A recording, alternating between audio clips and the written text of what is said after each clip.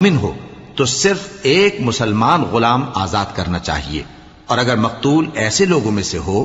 جن میں اور تم میں صلح کا عہد ہو تو وارثان مقتول کو خون بہا دینا اور ایک مسلمان غلام آزاد کرنا چاہیے،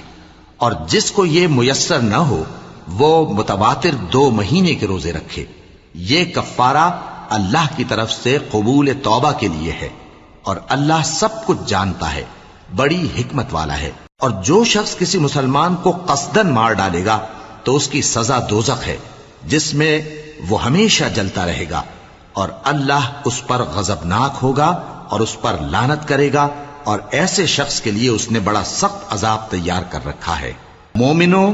جب تم اللہ کی راہ میں باہر نکلا کرو تو تحقیق سے کام لیا کرو، اور جو شخص تم کو سلام کرے اس سے یہ نہ کہو کہ تم مومن نہیں ہو،